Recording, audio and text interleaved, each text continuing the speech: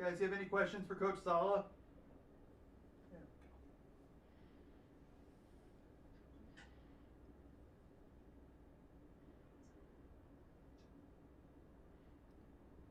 Little early from practice. Yeah, they're early and Hey, we always run early too. How you doing, Robert? I'm doing great. Yourself? Good, thank you. Kind of like looking back to week one, obviously so much has changed with this team, but the Cardinals still have a lot of their key weapons. What do you hope to see differently out of your defense and how they can stop DeAndre Hopkins and Kyler Murray? It's always internally driven with respect to the fact that we want to compete. We want to compete at the highest level that we're capable of, and let the chips lie where they may. Schematically, we just got to find ways not only to be able to defend him, but they've got so many other weapons with Fitzgerald and the quarterback running. So we've just got to be cognizant of that. They present a lot of different challenges, both schematically and personnel wise. So it is going to be a challenge. But when we talk about what you want to see from your players, it's the absolute ultimate level of competition and competing at their highest level and giving everything they've got with regards to effort, technique, and the violence that we ask them to do it with. So that's first and foremost, and that'll never change. Hey, Robert, Akello said that his game on Sunday was his best, what he called his best headspace game. He was very comfortable out there. Wondering whether you saw the same thing and whether, headspace, thinking too much has been an issue with him, at times over his career. No, with Akello, it was probably one of his better games that he's had since he's been here. He played very well. His press technique was awesome. His man coverage stuff was on point. Last year, I can't speak for him with regards to with regards to headspace and all that stuff. I do know that last year during OTAs, training camp, and the first 3 weeks of the season, he was playing at such a high level, and then he got hurt. Things didn't go his way when he came back, and then training camp just didn't go the way he wanted it to, and sometimes that happens. But credit to him and the work that he's put in for the last 8 weeks, taking advantage of every day that he's been in this building and the way he's been working.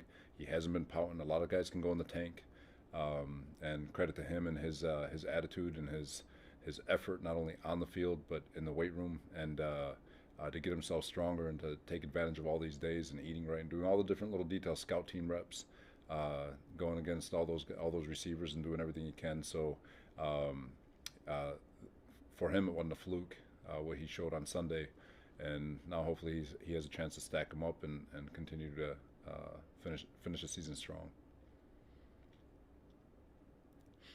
Hey, Robert, with you guys using Richard Sherman for a few snaps last couple games in the deep middle, is that something that you and he have spoken about as far as, at some point, at some unforeseen time down the road, that could be something that he kind of plays to finish his career, and how receptive has he been about kind of dipping his toe in that water?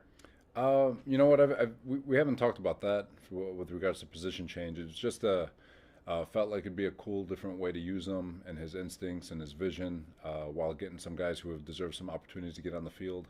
And yeah, we always talk to Sherm and really all our players. Fred, I think it's just so important to be able to get their input, get their thoughts with regards to how they see things, and players, they're out there shooting bullets. They know how things feel. They know what they can do. They know what's being asked of them and whether or not it's real or not. And so, always being in constant dialogue, so we're all on the same page and playing at our absolute best. But to answer your question, never really talking about position change, but just thought it'd be a really great opportunity for him to utilize his asset, one of his greatest assets, which is route recognition, ball skills, and playing with great vision. So. Robert, I apologize if this was asked already, but do you expect Jimmy Ward back on Saturday? And if he's not available, what sort of a void does that leave you, given how much he does for you in coverage and how many ways you can use him?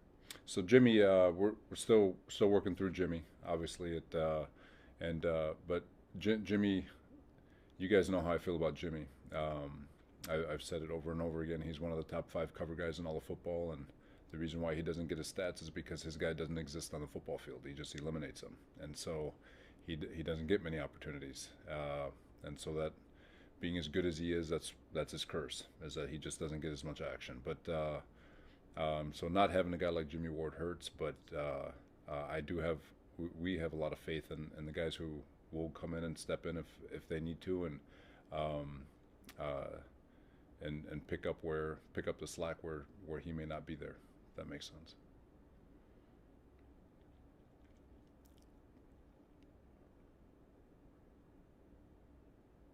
Robert, you're going against a mobile quarterback again. It's been a challenge throughout the whole season.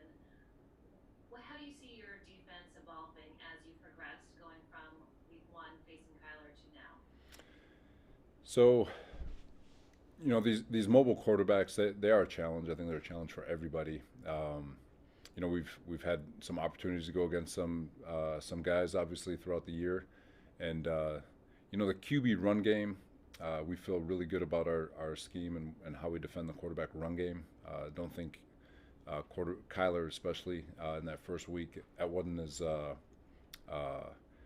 was still a challenge, a tremendous challenge to try to keep that in check. But quarterback scramble, I feel like our guys are really starting to understand what we're asking out of them, especially with Kerry and Deion Jordan and the 2 interior guys in third down situations and pass rush, and understanding rush lanes and understanding the discipline of keeping quarterbacks in the pocket and not making it easy for them to just exit out, if that makes sense. So this will be the ultimate challenge. Obviously, with Kyler, he's one of the best in the world with regards to getting out of the pocket and extending plays and getting first downs with his feet. So I guess Sunday will tell us everything we need to know about how far we've come. So great challenge ahead. Robert, going back a couple of years, you prepared for Josh Rosen, and he wasn't the most efficient in either of those games, but he did win. As a defensive coordinator, what were the things that you really had to be mindful of when you were going against him? Well, Josh, obviously he's got a first round talent arm. So anytime you've got somebody with the arm talent that someone like Josh has, he's always going to be dangerous in terms of being able to get hot and get in rhythm and get the ball where it needs to go. So yes, we had success. Unfortunately, the first game we played him, it wasn't as I thought we did really well. The second game, same thing. It was just that 2-minute drive. He got hot, and then it was over. And that's just one of those things when you've got a talent like him, when they get confident and they get hot, and they have, in combination with the arm talent that they have, it's always a worry, I guess. Hey, Robert, have you had a chance to keep in touch with Nick Bosa and Dee Ford, and can give us any update on their conditions? Yeah, Nick is in great spirits. He's working his tail off, trying to get through and get his leg back, get his strength back, and all that stuff. And he feels great. And then D, we see him. He's here, so we see him every day, and he's working through his stuff, and not exactly sure where he is with regards to everything, but he's in great spirits. Both of them are in great spirits and working through their elements and trying to get better every day. So, love that D Ford's around because he does have an amazing smile and he's a hell of a personality. So we enjoy his presence. And then obviously Nick, we miss his presence being around the building. He's, one of those lovable guys. So. Robert, to follow up on your the talk about Richard Sherman and using his instincts and vision, is he unique in the way that he plays cornerback? Even it seems like when he's in man coverage, he's still kind of it's like he's in zone coverage because of his vision toward the quarterback. What enables him to get away with that and thrive using those techniques? You know what? He just has such a feel for what he's going to get on that particular play. He understands stems, and so it feels, rather than battling these young guys at the line of scrimmage, he could just run with them because he knows what routes he's going to get. And does it get him in trouble once in a while? Sure, but more often than not, he's usually in good position. He's usually the ball's usually not coming to him because a quarterback is just not wanting to throw to a corner who's just looking at him. You know, he's made a living doing that, just looking at the quarterback and understanding where the route is taking him, and waiting for the quarterback to throw the ball so he can go take it. And so it is a very unique skill, because a lot of corners get nervous when they're running and they have somebody in man coverage and they're not looking at them. Sherm has that unique ability to play man coverage, feeling his coverage while looking at the quarterback, and he can still run the routes where those things don't separate as much as it would if, you know, it's a skill. That's why he's a Hall of Famer, you know. So he's it is unique. Sometimes it makes me nervous, but he gets it done. So you can't argue with him. Can't argue with the results.